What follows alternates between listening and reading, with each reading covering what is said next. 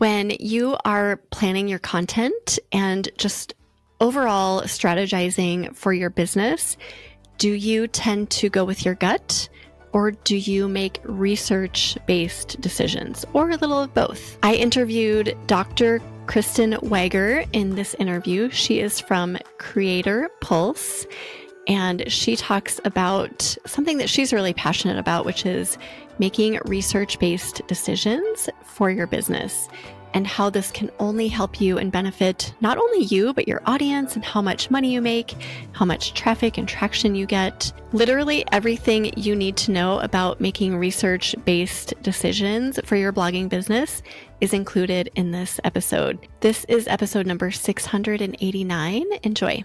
I feel like research is kind of the opposite of going with your gut. Would you agree with that? Absolutely. Absolutely. Yeah. So you must feel strongly about going with your gut. What are your thoughts on that as far as like developing plans and going about your business? So starting off with like a little bit of tough love, your gut cannot scale. So I've watched creators for years, content teams for years, trust their instincts. And I think that has a good place and it's gotten you this far. But I think relying on intuition alone is not enough. So I think I go back to, platforms change, and we see this with AI, like everything is changing so fast. Audiences are evolving, their needs and wants are evolving. And I think what worked, and we look at trends and how quickly they shift, what worked 6 months ago might not always work today and right now, or trends may not apply to your specific audience. So I think when you're going with your gut, it really leads to two primary things. Echo chambers, where you really are posting what you want and what you like, and not necessarily what your audience wants and needs, which I think your audience in general reflects your passions and excitement. But as you shift and you grow as a creator, and you try new things, it does that still align with your audience. And then the second thing would be content burnout. So you're guessing your way through content creation without any real clarity. And you're just really throwing spaghetti at the wall, which a lot of creators do this. They post a piece of content and then hope it sticks and hope it becomes viral and liked by their audience and gets all this engagement. But we only know that after the fact. And I think research really, when you're proactive with it, you essentially are not guessing what's going to work. You are predicting what's going to work. And that leads to your content strategy and how to build that. And I will also say, long-winded, big brands like Meta, Google, and Amazon, they are not guessing. They spend millions of dollars in research. And so I think that I'm here for the underdog, the small business, like getting research in the hands of creators, I think is so important, because that's how they're going to grow. That's how they're going to scale. And brands like Meta, they're doing research on creators, on how you interact with your audience. So you should be doing the same thing so that you can learn how to grow and create solutions that grow your audience and drive real growth for your brand. Because that's what we all want, right? We want that growth. Yes. We want that traction. We want traffic. We want money. Yes. Amen to all of that. I love it. And I think content strategizing is a big piece of the puzzle for food bloggers, content creators. And you're right. A lot of people do just kind of guess like, oh, I like to make green bean casserole, so I'm going to put that on my calendar for the month or the quarter, where there's probably a better way to do that. So do you have recommendations for just making that piece of it a little bit more strategic? Yeah. So I think we have to kind of define what strategy is in that first bit. So like really teasing out what strategy looks like and how strategy really does fit within the content creation process. So when you look at most content creators today, their strategies are really based on performance metrics, the likes, the shares, the engagement, and they either look at, the past 3 months, or they look at, for Easter, what was successful last year. And then they try to kind of recreate that with like maybe a different twist or a spin, right? And that is a very reactive approach to content strategy. And that's not bad. Like, obviously, people are successful at it and it does bring in views. But it's really important to shift from being reactive and move into a space where you're proactive. And that's where you're actually being strategic with your content. So basing your past or your content on your past performance, again, is being reactive. So a truly strategic content strategy is proactive, not reactive. It's built with a purpose. It's built with intention. It's built with your audience's needs in mind, and it also aligns with your business growth. So I think that's a huge part of how to be strategic in general, and then how to apply strategy to your content strategy. So it's more than just looking at that past performance. It's, who is my audience? What are they thinking? What are they looking for? What do they need from me? And then how can I meet my audience where they're at, so that you can have a clear direction on where to go. It sort of gives you a roadmap of how to best meet your audience where they're at.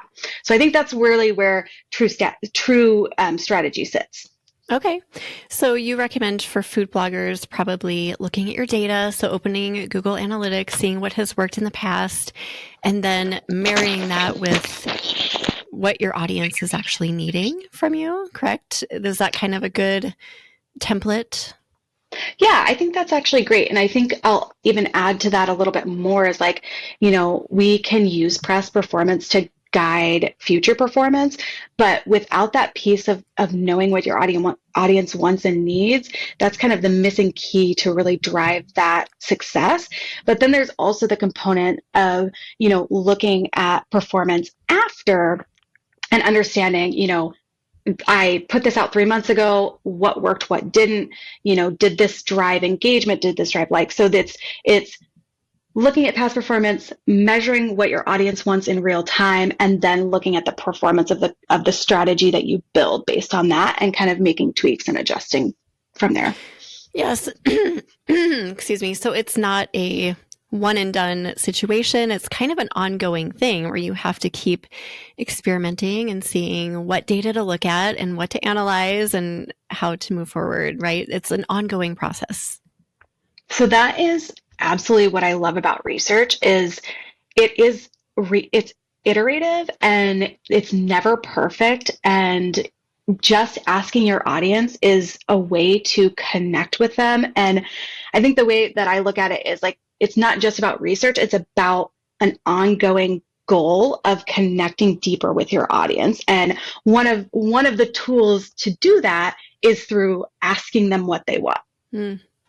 Okay, so let's go into that a little bit. So how do you recommend we do that sort of research? So is that surveys? Is it just paying attention to what people are putting in the comments on social media? What else? There's so many ways that you can do research. So for someone who's really inexperienced and just wants to start asking questions, it's as simple as putting a poll on Facebook, on Instagram, and saying, hey, what are your pain points in the kitchen right now? And then kind of taking all of the answers and identifying some key themes, like, maybe one of their pain points is, I don't have enough time, or I never know what to cook and I'm always looking for inspiration, but Pinterest is so bogged down with ads. Like, how do you solve that problem for me, right? So that's the first thing. And I would say that's not as rigorous as a survey developed by, an expert, but it's a start, and it's a way to just connect with your audience and ask what their needs are. So if you want to start research, you want to start it in a very inexpensive way, put up a poll, one question, and then look at the answers. And I think too, the other piece of this is it's also about listening. So if you ask your audience a question, listen and Mhm. engage and understand what those answers mean, and then try to identify what that piece is that's actually going to solve the problem for them. So that's kind of the cheap and easy way, the I'm getting started way. We at Creator Pulse, we do tons of different stuff. We do social listening. So again, looking at your website, looking at your comments all across the board, your socials, identifying, what's working, what's not working. I put social listening in the category of a reactive approach. So I think it's great and it has its place, but I love it when we can do interviews, we survey audiences, so we're interacting with them directly and in real time, and then we kind of turn that into all the data that comes in into actionable insights. I'd say, from that perspective, like there's so many different types of research too. So it's not just surveys, interviews, polls, social listening. There's kind of buckets of research. And in working with creators over the years, I've really found like the most impactful research for them that really hits home and helps them make business decisions is audience insights. So profiling your audience, and that really helps to understand psychographics, demographics, behaviors, habits, loves, hates, challenges, and then it essentially profiles your larger audience into like 3, 4 different categories so that you can target those specific categories much more effectively with messages and recipes and all of those things that solve problems and resonates with them. Um, I'd say the second type of research or solution that I've seen is like competitor benchmarking. We always want to know, like, what are my peers doing? How do I look compared to them? And I often got that question a lot. It's like, what did my peer get in this mark score? And I'm like, I can't tell you, but you're doing great. um, so essentially, competitor benchmarking is really looking at your niche overall, looking at what content's performing, and that's kind of sits in the secondary data area where you're like looking online and you're just kind of gathering information of what's already out there. And then it's taking all that information, building a survey, sending it out to an audience, and figuring out what the gaps are in this space. Creator Pulse really sits more in that area. So we survey their audience, and we look really at, what is most satisfied or what's satisfied across the board with food bloggers, what's really important to your specific audience.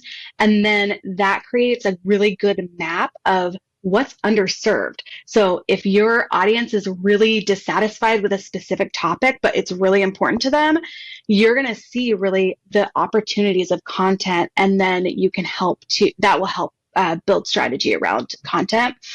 And then the last one is, I'd say brand perception would be like the last piece of bucketed research that I have found useful. And that's really helping creators to understand how their audience perceives them. And essentially it's, what values are you presenting to your audience? What do they think about you? What do you represent? And you can use that information to shape content around your identity and how you're perceived. Or if it's not the way you want to be perceived, you can adjust your messaging to better align with like your business goals and how you want your audience to really perceive you. So at the end of the day, those 3 methods, those are great. I always say, like, if you don't have the budget, or are beginning research, start with a poll. Just start with asking your audience something. Yeah, do something. Yeah, this can feel overwhelming, I think, for a lot of people, especially since, like I said in the beginning, we're not all research driven like you are. I'm so grateful for people like you that actually like this, because it does seem like, oh gosh, is this necessary? I just want to create content and put out content. But I think from what I'm hearing you say, if you put in the time, a little bit of time even, that you really can get super valuable data to move forward with. Yeah. And I think too, it's about baking it into your workflow. So you create kind of a regular cadence of research where you're asking, planning, putting out, measuring success, asking, planning, putting out, measuring success. So if you really bake it into your workflow and you create kind of the questions that are more templated, it does become less overwhelming when you're like, okay, I know every quarter, every 6 months, I'm going to ask these 4 questions of my audience because I want to see if anything has changed. I want to see if there are any new needs that are identified. And of course, if you don't want to do it, my company can always come in and do Yeah. it for you. Yeah, no, that's a good point that once you get into a flow of it and create a system that it's not quite as overwhelming, which, yeah, Absolutely. well, that's good news. Now, Yeah. when we're looking at data, how far back do we go? Do we look at, like, if we've had blog data for 15 years, do we look at all of that, or do we look more like within the past year? Or do you have thoughts on that? Oh, absolutely. So I sit in the space of real time data. So, first party data, you are engaging with your audience, you're immediately taking that, turning it into insights, and then putting the content out. So, it's very 1, 2, 3. I think that if you look at past data, you're looking at those performance metrics, those like shares, engagement rate. If you look and you compare to last year's, I think that would be like sort of a good rule of thumb. So, like if you're planning, Easter's are really salient because that's coming up here. You all are probably putting out your Easter desserts and dinners. And have had that planned for months, I'm sure. But if you're looking and planning, you look at the past performance about a year, maybe 2 years, and you go, okay, well, here's what performed really well. We did notice that, dinners performed really well, but desserts didn't. So that can kind of guide a little bit. But when your audience is changing and evolving so much, you always want to kind of stay at the forefront of those trends of that information. And you can do that by asking them real questions in real time. So I think that's kind of the key to this type of research, and it's called primary data, where you're actually getting firsthand data from your audience to then inform the information and the strategy that goes behind your content, your business, any product development, and all that. Okay, yeah, that's helpful. It's tempting to look far back for me. It's like, oh, I have so much data here. Let's look and see what happened years ago, but that's probably not the best strategy. We want real time more for those trends, right? Like trends Mm-hmm. change all the time, so we want to keep an eye on that as well. Do you have an example of a time, because I know you've worked with a lot of people, when research has really helped content strategy and change the course of a business? Yes, I absolutely do. As you mentioned, I've worked with a lot of creators, and honestly, I work with a lot of food creators. Um, And I think probably the most salient and kind of most exciting, because I actually was able to measure after the fact, working with this creator. So I had a food blogger who was in, her main brand was, modern Southern cooking with like a healthy twist. Um, and our audience loved that. We were not going to shift away from like content that was specifically like healthy and modern Southern cooking. So we surveyed our audience. We were looking for opportunities that sort of uncovered opportunities, untapped opportunities, and where her audience felt like they were being underserved with content in general, like across the board, and then also within her content. And I love this because it came from one piece of data. And then obviously we kind of made some assumptions based on other pieces of data. But a really good theme emerged across the board, small batch meals. So, like meals for two. Um, so we looked at her audience demographics and their like values, and we actually found that a lot of her audience was empty nesters, young couples, people who really weren't cooking for bigger families. And they also had values around food waste and food reduction, like reducing food waste. And then they were also essentially mentioned, like, I don't want to eat the same meal over and over and over again, right? So I don't necessarily want or need the leftovers. And then any leftovers I do end up having with like a 4-person recipe, I waste, and I don't like wasting. So the strategic insight there is not changing your content completely, but creating a new series to meet that need that still focused her content around healthy Southern cooking, but it was smaller portions that really was designed for this specific piece of her audience. In general, what I loved is the results were amazing. Like over 6 months, she increased her views by about 200,000 page views. And that was across it was under 10 posts. And she made, on those posts, she made about 50,000. So it's kind of stuff like that where it's like, oh, like I didn't realize that this was an untapped opportunity for me. It's so simple. Now I have to create specific meals for two, but this is actually going to drive page views and engagement and increase my ad revenue. And once you see that, you're kind of encouraged to do more of it, right? When Yes. the end result is extra dollars and extra traffic, then Absolutely. yeah, that's great. Thank you for sharing that example. Yeah. I love it. So how do we take the data that we accumulate and turn it into kind of a plan? Some people would call that an editorial calendar or something along those lines. Yeah, I love that. I have another example because I think putting it in context of like how we would work with you, right? So how I would work with you. I've worked with a lot of creators, and it is hard. You guys are so good at content marketing, at perfecting your recipes, and you sit in that space. And turning data into insights is often confusing, hard. It's hard to translate those data points into something that's real and usable. And that was one of the things that I really struggled with at first, because in working with this audience, was I used to work with like Google and Meta and these companies that, know data, and you are speaking with people who speak the language.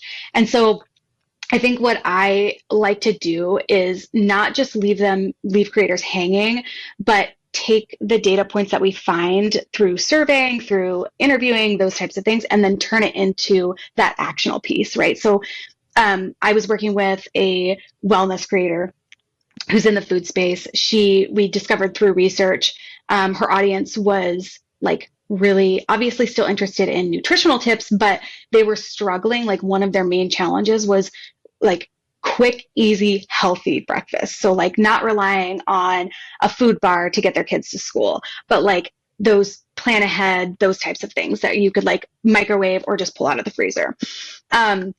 So based on that knowledge, what we do is to build out that editorial content, we bucket all of the themes that emerge from that research into content themes. So 5-minute breakfasts, family-friendly mornings, morning meal prep hacks. So those kind of buckets that you can turn into an actual post, an actual blog post that helps solve the problem for them.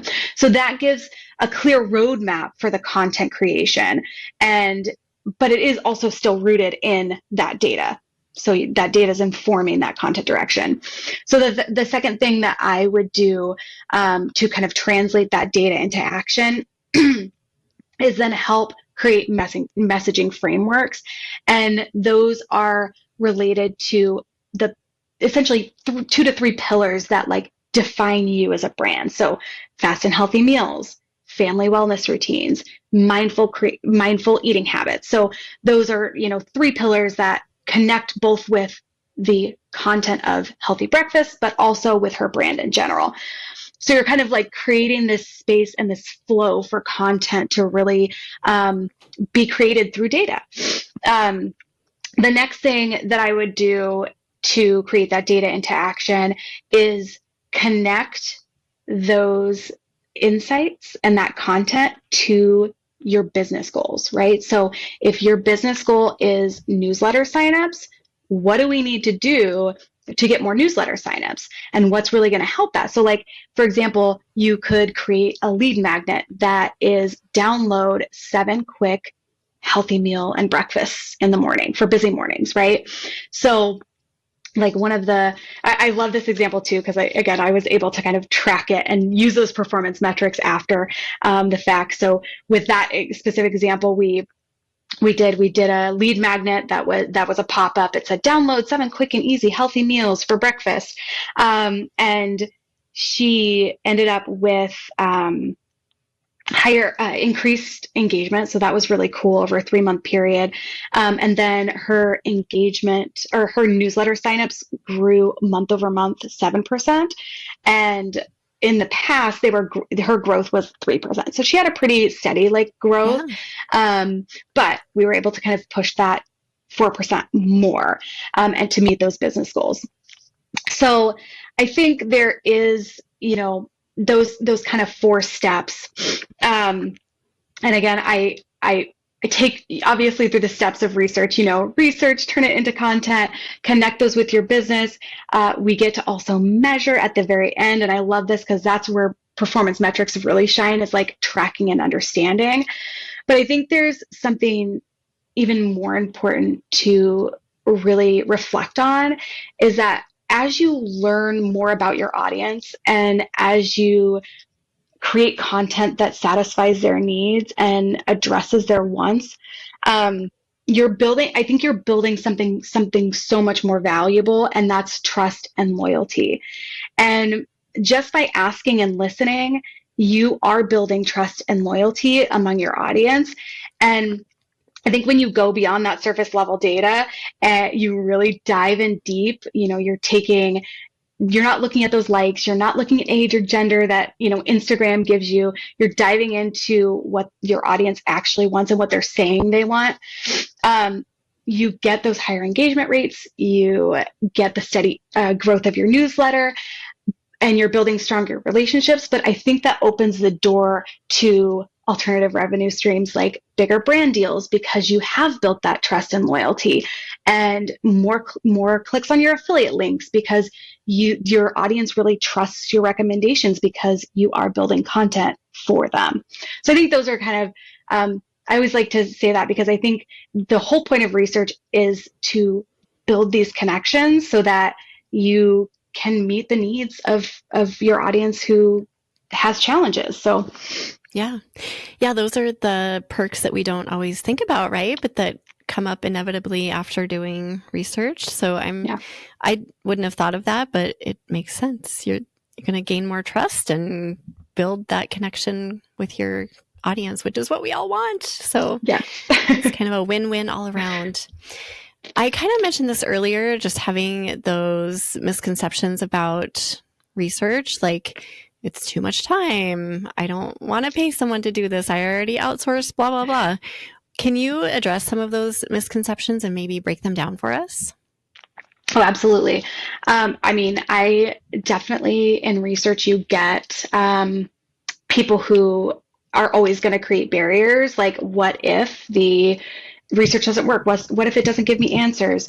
I think I've bucketed the misconceptions or myths about research into kind of 3 bigger categories, and that would be like, research takes too long. You mentioned it. You know that one. It's too expensive. Yeah. And then I already know my audience. I think those are the 3 that I hear over and over again when I'm working with creators and food bloggers. So I think to myth bust the first one, I would say I've worked with creators for the past 3 years. Lovely audience, by the way. Like, I absolutely love working with creators. I've worked in corporate, and it's soul sucking. And then to shift from creators who are there with their passion, they've built a business out of it. It's amazing. Anyway, side note. So I came from academia, obviously. And when you talk about research that takes too long, let me tell you, this is the most well thought out research that takes 2 years. It doesn't take 2 weeks or a day. It takes 2 years. So when you get into the industry from academia, and you see that research takes 2 to 4 weeks and you're agile and you're quick and you have to move along, it's pretty eye-opening. So I would say to address that specific one, research takes too long, even just the quickest poll, you can have answers within 24 hours. So if you just put one poll out into the world, you can turn that into insights within 24 hours. So I think that is, a big part of it. And I also notice, like, too, when working with creators, I, as a researcher, and if you are a researcher listening to this, you'll know one of the hardest things to do is get participants into your study. That is not the case with creators. You already do have a pretty loyal audience, and they want to give you their feedback. So they are primed and ready to answer questions for you so that you can then tailor your content to meet their needs even more. So the first time that I worked with a creator, I was like setting our expectations. I'm like, okay, it's probably going to take 2 to 3 weeks to get responses. So this is the length of the project. Just like setting your expectations. We'll be patient. We'll walk you through it. I launched the survey on a Tuesday. I came in the next morning to 1,500 Whoa. responses, Wow, and that that's a lot. happens time and time and time Wow. and time again. So I think research does take a long time, but there are other ways that you can just get quick answers by just doing polls. And again, within this specific audience, you are shortening it because you do get responses so quickly. So research is too expensive. That would be the second one. So for me personally, my goal, and one of the reasons that I started Creator Pulse, is because I want creators to learn about research. I want them to make it a habit. And I know that research is expensive. I'm trying to make it affordable so that it's accessible to everybody. So one of the biggest things for my DIY platform, I charge $6.99 for the first tier. So it is insanely inexpensive. It's $6.99 a month. And that's my goal. Is like, I don't need to make money off creators. I want to just bring research so that you can start informing that strategy. And I think that that's the most exciting thing for me, is just helping creators build strategy. So I think creators often don't realize that the audience feedback is valuable, and that it really doesn't require a big budget. So when you go back to, those polls, you again could just use Google form and create 3 or 4 questions and send it out to your newsletter. So a lot of times too, when research does get expensive, is when you're paying for your respondents. And the workaround that I've kind of found with that is offering incentives like, hey, I'm going to do a sweepstakes, and please, give me your feedback, and I'm going to enter you into a sweepstakes to win a cookbook, which you already have and you've already paid for. Or, giving away a free ebook at the end of the survey as an incentive. So those are some ways that you can make research a lot less expensive. And then one of my goals, again, with my tool, is to just make it less expensive because I can. And these tools that are out there already, they also can. They just don't. Yeah. Okay, awesome. You definitely broke those down well. So yeah, no barriers anymore.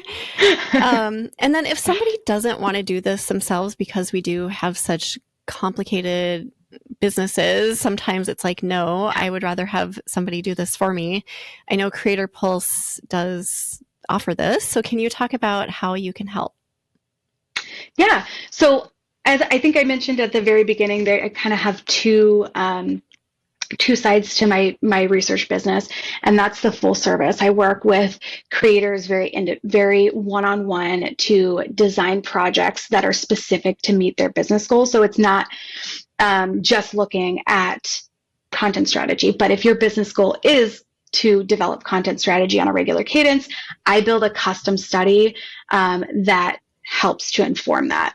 One creator I'm working with right now, wants to productize and diversify their income that way. And so I'm working with them, built a custom study around understanding what their audience struggles with, so that we can then, that can inform the product ideation process, so they can discover products that are actually going to be useful and resonate with their audience. So that really is very custom. It's very much based on your needs. So if you come to me, I talk to you about your business goals, and I go, okay, based on this business goal, I know that this is the research that's going to help inform it and help solve the problem.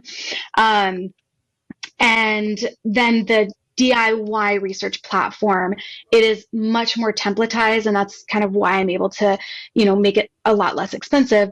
But it's actually, I've designed it in a way with creators in mind. So those barriers of it's too expensive, it's too hard to understand, I never know what to do with the data. You come into my platform, you get access to an easy to read and understand template. You can go through that template if you would like to. Each of the questions are designed specifically to get at a really niche topic. So content strategy, for instance, is going to be specific to content strategy. It's going to be less than 10 questions, and it's going to help you inform your content strategy. And so you would, if you want to inform your content strategy, you would select that survey, you'd copy your unique link, you'd send it, put that link in your newsletter or your socials. Respondents come in. Once the respondents come in, essentially, I have built out these very easy dashboards that connect with each of the templates that really break down each piece of the data, tell you what it means, and then tells you what to actually do with it. So Okay. that's the DIY portion. So the way that I have developed the platform, I'm going to market with a much smaller. That's the idea of the platform, is I want to be able to build these massive templates. I'm going to market with a proprietary score that's called the Creator Impact Score. And that's the first survey that you'll get. Essentially, it's a score that measures your total influence over your audience by asking questions like, would you purchase products from me? How much trust do you have in me? What do you think of the quality of my recommendations? And that indexes all of those questions into a score from 0 to 100 that tells you how much influence you truly have over your audience. And then you can take that and turn that into your pitches, your media kit, and it helps you stand out amongst your peers, and then also helps you negotiate stronger deals with brands. So if a brand comes to you and they're like, oh, I normally pay this, you can say, well, I actually have data to show that my audience is willing to purchase from me. They trust my recommendations. They believe my content is quality and my recommendations are quality. So I would like to counter with XYZ. And you can confidently say that when you do have the data. You can say, I've asked my audience and I know this information. So that's what I'm going to market with creatorpulse.io. And I'm hoping that it's, a useful tool. And the idea would be eventually, as I grow, I'm going to build in these templates, the content strategy templates, the product information templates, product discovery templates that help and are curated but simple to help your business grow. I love that you mentioned the brands and how they respond to data. I think that is so true. So if working with brands is a priority for your year or for the next couple of years, I think this is an absolute no-brainer. They are going to absolutely love the data you provide, and you're probably going to get quite a bit more money just by saying confidently, here's what my audience thinks of me, here's what they believe in, and here are the numbers. Yeah. That's so powerful. Yeah. Yeah. And with the Creator Impact Score, I've tested it out on several creators. And the thing that I really like about it is it's not a number that is going to be low. You are asking your audience and your following that already really loves you and already really trusts you, from what I've seen.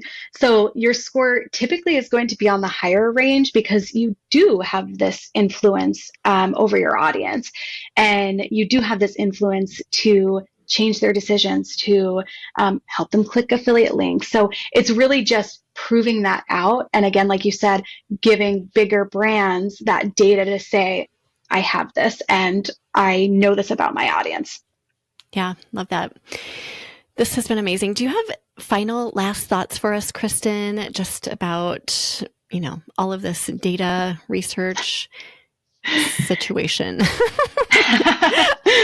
Yes. I don't know the data lingo, data research situation. That's the lingo right there, the situation. We're in this big data situation. That's right. I'd say, final thoughts would be research only helps guide your creativity. And I said it earlier, but research is such a powerful tool to help you understand how to continually connect with your audience and create content that really resonates with them, even as their needs shift and as your interests change. So that's what I would leave you with. Awesome. Well, thank you for sharing all of this and for being such a research guru for us, those of us who need to lean on people like you. So yeah, just thank you for your time today. Do you have either a favorite quote or words of inspiration to leave us with? Yes, very relevant one.